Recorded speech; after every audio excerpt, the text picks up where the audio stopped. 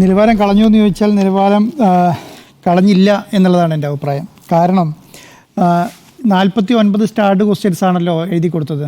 അതിൻ്റെ അകത്ത് 49 എണ്ണവും അൺസ്റ്റാർഡാക്കി മാറ്റി. ആ അൺസ്റ്റാർഡാക്കിയ ക്വസ്റ്റ്യൻസ് ഏതൊക്കെയാണെന്നറിയോ? ഒന്ന് ADGP RSS കൂടിക്കാഴ്ച, തൃശ്ശൂർ പൂരം കലക്കൽ, പോലീസിലെ വർഗീയ ശക്തികൾക്ക് ഇടപെടൽ, മുഖ്യമന്ത്രിയുടെ പൊളിറ്റിക്കൽ സെക്രട്ടറിയുടെ ചോദ്യം, കാഫിർ പ്രയോഗം, ഇങ്ങനെ വരുന്ന 49 കാര്യങ്ങളാണ്. 49 ക്വസ്റ്റ്യൻസാണ്. ഇതിൻ്റെ പ്രത്യേകത എന്താണെന്നറിയോ? ഈ 49 ക്വസ്റ്റ്യൻസും ഈ പറഞ്ഞ ഈ നിയമസഭയിൽ വരികയും മന്ത്രിമാരോ മുഖ്യമന്ത്രിമാരോ മറുപടി പറയണമായിരുന്നു. ഈ 49 ക്വസ്റ്റ്യൻസിന് ഉപചോദ്യം ചോദിക്കാൻ പറ്റുമായിരുന്നു. ഈ പറഞ്ഞ സംവിധാനമാണ് സർക്കാർ, ഈ പറഞ്ഞ പ്രതിപക്ഷം ഈ നിയമസഭാ സെക്ഷനിൽ പ്രയോഗിക്കാൻ വെച്ചിരുന്ന അവരെ തുറുപ്പ് ചീട്ട്. ആ തുറുപ്പ് ചീട്ട് ഒറ്റയടിക്ക് വെട്ടുകയാണ് ചെയ്തത്. ഇപ്പം നിങ്ങൾ പറയുന്നത് പോലെ അടിയന്തര പ്രമേയത്തിൽ വരുന്ന ക്വസ്റ്റ്യൻസിന് ഉപചോദ്യത്തിന് പ്രസക്തിയില്ല. ഈ പറയുന്ന ക്വസ്റ്റ്യൻസിലെല്ലാം സ്റ്റാർഡ് ക്വസ്റ്റ്യൻസിലെല്ലാം ഉപചോദ്യം ചോദിക്കാൻ പറ്റും. അപ്പം മുഖ്യമന്ത്രി പറയുന്ന ഓരോ ചോദ്യത്തിനും ഓരോ പാരഗ്രാഫ് വെച്ച് തിരിച്ച് മറുപടി പറയുകയും അതിന് ചോദ്യം ചോദിക്കുകയും ഇവരെ വെള്ളം കുടിപ്പിക്കാൻ പറ്റിയ 49 ക്വസ്റ്റ്യൻസിനെയാണ് ഇവർ ഈ പറയുന്ന സ്പീക്കർ ഒറ്റയടി. അപ്പോൾ അതിനകത്തൊരു രാഷ്ട്രീയ പ്രേരിതമായിട്ടുള്ള ഒരു ഇടപെടൽ ഈ സ്പീക്കറുടെ ഭാഗത്തു നിന്നുണ്ടായി എന്നുള്ള കാര്യത്തിൽ ഒരു ഡൗട്ടും ഇല്ല.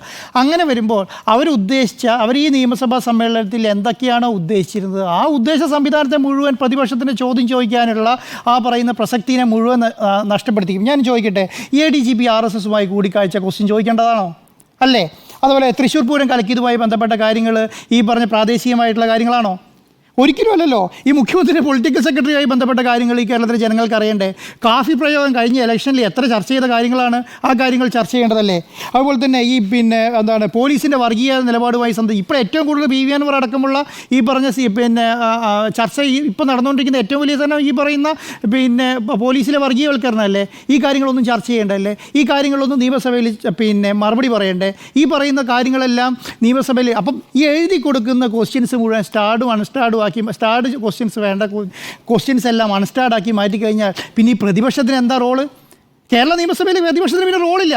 ഈ പറഞ്ഞ ചർച്ചകൾ നടത്തണ്ട എന്ന് തീരുമാനിച്ചാൽ ഇതിൽ പറയുന്ന എല്ലാം ഇനി മറുപടി എഴുതി വെച്ചാൽ മതി. എഴുതി വെക്കുന്ന മറുപടി എന്തെങ്കിലും പുറത്തു വരും, ഏതെങ്കിലും സമയത്ത് പുറത്തു വരും.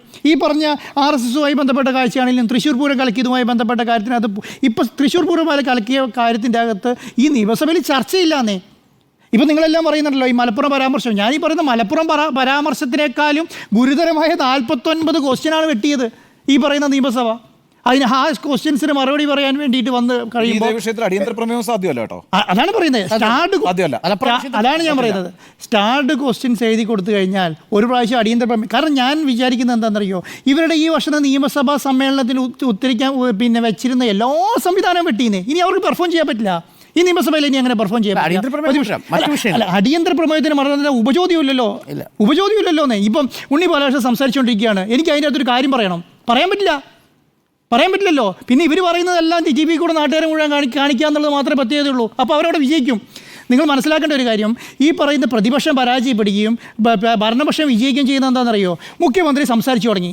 മുഖ്യമന്ത്രി ഒരു 20-25 മിനിറ്റ് അങ്ങ് നമ്മുടെ നിയമസഭാ സമ്മേളനത്തിൽ മൈക്ക് വെച്ച് പ്രസംഗിക്കുന്ന പോലെ അങ്ങ് പ്രസംഗിക്കും. അത് മുഴുവൻ ജനങ്ങൾ കേൾക്കും. അതിന് മറുപടിയായിട്ട് പ്രതിപക്ഷ നേതാവ് കുറേ അങ്ങ് പ്രസംഗിക്കും. അത് മറുപടിയും. പക്ഷേ ചോദ്യത്തിന് ഉപചോദ്യം ഉണ്ടെങ്കിലല്ലേ അത് ജനങ്ങൾക്ക് മനസ്സിലാവുള്ളൂ. നിങ്ങളിത് പറയുന്നത് ശരിയല്ല, നിങ്ങൾ ഇന്ന കാര്യങ്ങളുണ്ട്. അതിലല്ലേ ഈ പറയുന്നത് നിയമസഭേൻ്റെ ബ്യൂട്ടി എന്ന് പറയുന്നത്.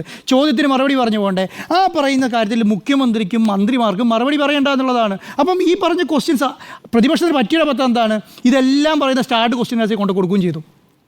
ഇതെല്ലാം സ്റ്റാർട്ട് ക്വസ്റ്റ്യനെ കൊണ്ട്. കാരണം ഇത് വെട്ടുമെന്ന് അവർ സ്വപ്നത്തിൽ പ്രതീക്ഷിച്ചിട്ടില്ല. ഈ പറഞ്ഞ ക്വസ്റ്റ്യൻസ് ഒന്നും വെട്ടുമെന്ന് സ്വപ്നത്തിൽ പറഞ്ഞിട്ടില്ല എന്നുള്ളതാണ്. പിന്നെ സ്പീക്കർ പറഞ്ഞൊരു കാര്യം എന്താണ്? സ്പീക്കർ ഈ പറഞ്ഞ ചോദ്യവുമായി ബന്ധപ്പെട്ട കാര്യങ്ങളൊക്കെ നേരത്തെ മാധ്യമങ്ങൾക്ക് ചോർത്തി കൊടുത്തു എന്നുള്ളതാണ്. ചില അംഗങ്ങളുടെ ചോദ്യങ്ങൾ സംബന്ധിച്ച് മാധ്യമങ്ങൾ പരിചരിപ്പിക്കുന്ന നിയമസഭാ ചട്ടങ്ങൾക്ക് വിധേയമാണ്. ചോദ്യങ്ങൾ സംബന്ധിച്ച വിവരങ്ങൾ സഭയിൽ ചർച്ച ചെയ്യുന്നത് പുറത്തു വിടാൻ പാടില്ല എന്ന് പറഞ്ഞാൽ എന്താണ്? ഇങ്ങനെയുള്ള കാര്യങ്ങൾ പുറത്തു പോലും പറയാൻ പറ്റില്ല എന്ന് പറയുന്നത്. ഓൾറെഡി വെട്ടിയാലും പുറത്തു പറയാൻ പാടില്ല. ഏത് ലോജിക്കാന്നേ? എന്ത് ന്യായമാണ് ഈ പറയുന്നത്? ജനാധിപത്യത്തിന് എന്ത് വിരുദ്ധമായിട്ടാണ് ഇത് പ്രവർത്തിച്ചുകൊണ്ട് പോകുന്നത്? നമ്മൾ ഈ പറയുന്ന BJPനെയും RSSനെയും ഈ പറയുന്ന നരേന്ദ്രമോദിയും നിരന്തരം വിമർശിച്ചുകൊണ്ടിരുന്ന ചോദ്യത്തിന് മറുപടി ഇല്ല, ചോദ്യം സമ്മതിക്കുന്നില്ല, അവർ പറയുന്ന ഏകാധിപതിയെ പോലെ പെരുമാറുകയാണെന്ന് പറഞ്ഞുകൊണ്ടിരിക്കുകയല്ലേ. അങ്ങനെ പറയുന്ന സ്ഥലത്ത് അതിനേക്കാൾ അപ്പുറമല്ലേ ഇപ്പോൾ ചെയ്തിരിക്കുന്നത്? ചോദ്യത്തിന് മറുപടി ഇല്ല എന്നുള്ളത് മാത്രമല്ല, അൺസ്റ്റാർഡ് ആക്കിയെന്ന് മാത്രമല്ല, നിങ്ങളിത് മിണ്ടു ചെയ്യരുതെന്ന് പറയുകയാണ്. അതെവിടുത്തെ മര്യാദയാണ്? അങ്ങനെ ചെയ്യാൻ പാടുമോ? അപ്പം ഞാൻ പറയുന്നത് നിയമസഭയിൽ ഇപ്പം ഉണ്ണി ബാലകൃഷ്ണൻ പറഞ്ഞ 2015 മാർച്ച് 15 നടന്നതുപോലെ അത്ര വലിയ ബഹളമൊന്നും നടന്നിട്ടില്ലല്ലോ. ഇവരെന്താ ചോദ്യം ചോദിച്ച് പറയും. അപ്പോൾ ചോദിക്കുന്ന ചോദ്യം എന്താണെന്നറിയോ? പറഞ്ഞു വരുമ്പോൾ എന്താ അറിയോ? നീ ഇവിടെ ആരാ പ്രതിപക്ഷ നേതാവെന്ന് ചോദിക്കുന്ന സ്പീക്കറായി മാറിയേക്കാണ്. ഇവിടെ ആരാ പ്രതിപക്ഷ നേതാവെന്ന്? അങ്ങനെയാണെങ്കിൽ മുഖ്യമന്ത്രി ചോദിക്കുമോ? ഈ കേരളത്തിൻ്റെ മുഖ്യമന്ത്രി ആരാ അവിടെ ഉള്ളതെന്ന് ചോദിക്കുമോ? ചോദിക്കുമല്ലോ. അങ്ങനെയാണെങ്കിൽ പ്രതിപക്ഷ നേതാവ് അതിനെ ചോദിക്കാൻ പാടുമോ? ഞാൻ പറയുന്നത് ഈ പറഞ്ഞ മുഖ്യമന്ത്രിയെ ബഹുമാനിക്കുന്നത് പോലെ തന്നെ പ്രതിപക്ഷ നേതാവിനെയും ബഹുമാനിക്കേണ്ട ഉത്തരവാദിത്വം സ്പീക്കർക്കുണ്ട്. കാരണം അവർ രണ്ടുപേരും തുലനാവസ്ഥയിൽ കൊണ്ടുപോകേണ്ട ആളാരാ? ഈ പറഞ്ഞ സ്പീക്കറല്ലേ? അങ്ങനെ ചോദിക്കാൻ പാടില്ല. അത് കഴിഞ്ഞിട്ട് സ്പീക്കർ ഇറങ്ങി പോയി കഴിഞ്ഞിട്ട് ഇവർ സഭാ ടി വിയിലിരുന്ന് സംസാരിക്കുകയാണ്. അപ്പോൾ അല്ലെങ്കിൽ എന്ത് ചെയ്യണം? സീറോ വേളയിൽ തിരിച്ചു വരുമല്ലോ. തിരിച്ചു വരുമ്പോൾ സംസാരിച്ചുകൂടെ? ഈ പറഞ്ഞ കാര്യങ്ങൾ സംസാരിക്കണ്ടേ? അപ്പോൾ അത് പറയുകയാണ്. അപ്പോൾ അത് പറയാൻ സമ്മതിക്കാതെ ഇവർ പറഞ്ഞതിന് ശേഷം തിരിച്ചു വരുമ്പോൾ ഞാനില്ലാത്ത സമയത്ത് എന്നെക്കുറിച്ച് മോശമായിട്ട്, അല്ലെങ്കിൽ പ്രതിപക്ഷ നേതാവ് ഇല്ലാത്ത സമയത്ത് പ്രതിപക്ഷ നേതാവിനെ മോശമായിട്ട് പറഞ്ഞു കഴിഞ്ഞാൽ അത് ചോദിക്കേണ്ട ഉത്തരവാദിത്തം പ്രതിപക്ഷ നേതാവിനുണ്ട്. കേരളത്തിലെ ജനങ്ങൾ കണ്ടുകൊണ്ടിരിക്കുകയല്ലേ? അല്ലെങ്കിൽ ഈ പറഞ്ഞ ആൾക്കാരായിക്കോട്ടെ ഈ പറഞ്ഞ മോശം പറഞ്ഞത് മുഴുവൻ സഹിച്ച് അടുത്ത ഈ പറഞ്ഞ മലപ്പുറം പരാമർശം എന്ന് പറയുമ്പോൾ നിൽക്കാൻ പറ്റുമോ? മലപ്പുറം പരാമർശമായിട്ട് നിൽക്കാൻ പറ്റില്ല. കാരണം എന്താണ്? ഈ പറയുന്ന പ്രതിപക്ഷത്തിൻ്റെ ഈ പറഞ്ഞ ഘടകകക്ഷികളുടെ എല്ലാം അനുമതിയോടുകൂടി പ്രതിപക്ഷ നേതായ ഒരാളെക്കുറിച്ച് മോശമായിട്ട് പെരുമാറും. അത് അവിടെ തന്നെ ചോദ്യം ചെയ്യണ്ടേ? ആ സമയത്ത് നാളെ ചോദ്യം ചെയ്യാൻ പറ്റുമോ?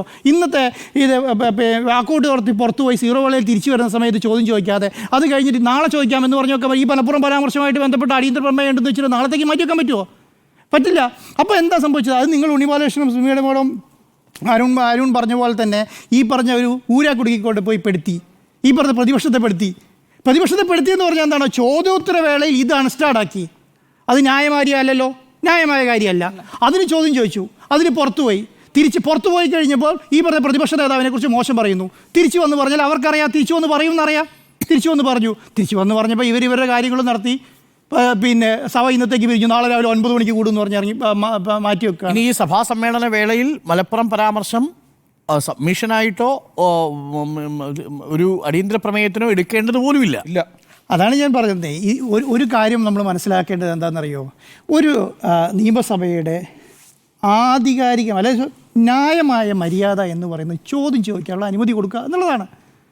അത് സ്റ്റാർഡായ ക്വസ്റ്റ്യങ്ങൾ ചോദിച്ചാൽ സ്റ്റാർഡായിട്ട് മേടിക്കുക, അൺസ്റ്റാർഡായി കൊടുത്താൽ അൺസ്റ്റാർഡായിട്ട് മേടിക്കുക. അത് വെട്ടാൻ തീരുമാനിച്ചാൽ പിന്നെ ഇതിൻ്റെ ബ്യൂട്ടി നഷ്ടപ്പെട്ടു. ഈ പറഞ്ഞ ജനാധിപത്യം മറുപടി കൊടുക്കുന്നില്ല. 3 സഭാ സമ്മേളനങ്ങളെ കൊടുക്കാനുണ്ട്. ഫിനാൻസുമായി ബന്ധപ്പെട്ട ചോദ്യങ്ങളൊക്കെ ചോദിക്കുമ്പോൾ നമ്മൾ ഈ ഒരു നമ്മൾ ഈ ജനാധിപത്യമൊക്കെ പറയുമ്പോൾ നമ്മളൊരു MLA എന്തിനാണ് നിയമസഭയിലേക്ക് വിടുന്നത്? നിയമസഭയിലേക്ക് വിടുന്നത് ഈ പറയുന്ന മന്ത്രിമാരും ഈ പറഞ്ഞ ഭരണവും ഭരണപക്ഷവും നടത്തുന്ന അഴിമതികളും അവർ ചെയ്യുന്ന സ്വജനപക്ഷപാതവും അവർ ചെയ്യുന്ന മറ്റുള്ള കാര്യങ്ങളെല്ലാം ചോദ്യം ചെയ്യാൻ വേണ്ടിയിട്ടല്ലേ വിടുന്നത്. അത് ചോദ്യം ചെയ്യേണ്ടെന്ന് ഇവിടെ തീരുമാനിച്ചു കഴിഞ്ഞാൽ പിന്നെ എന്ത് ബ്യൂട്ടിയാണ് ഈ പറയുന്ന നിയമസഭയ്ക്കുള്ളത്? അപ്പോൾ ഇതിനെതിരെ സമരം ചെയ്ത പാർട്ടിയാണല്ലോ ഇത്. ഡയസിൽ കയറിയിട്ട് പറഞ്ഞ സ്പീക്കറെ കസരെടുത്ത് പുറത്തിട്ട പാർട്ടിയല്ലേ ഇത്. അപ്പോൾ ശിവൻകുട്ടിക്ക് ഒന്ന് ശ്രമം നടത്തി. അല്ല, ശിവൻകുട്ടിനെ കറക്റ്റായിട്ട് മുഖ്യമന്ത്രി പിടിച്ചു നിന്നപ്പോൾ പുറകെ പോയിരുന്നുള്ള ശിവൻകുട്ടി ഇപ്പൊ തന്നെ. പക്ഷെ അത് മനസ്സിലായി കേട്ടോ, ശിവൻകുട്ടിക്ക് മനസ്സിലായി. മാത്രം ശിവൻകുട്ടിക്ക് ഇപ്പൊ തന്നെ മുഖ്യമന്ത്രിന്റെ ഭാവം എന്താ അറിയോ?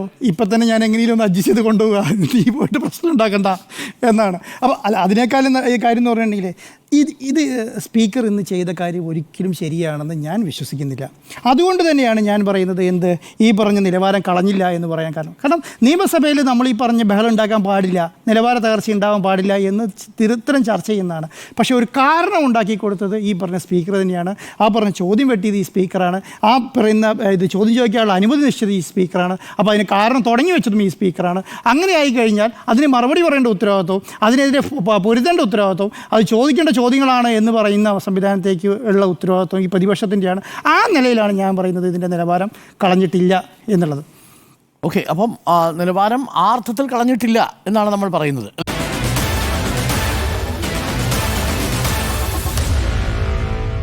Meet the editors.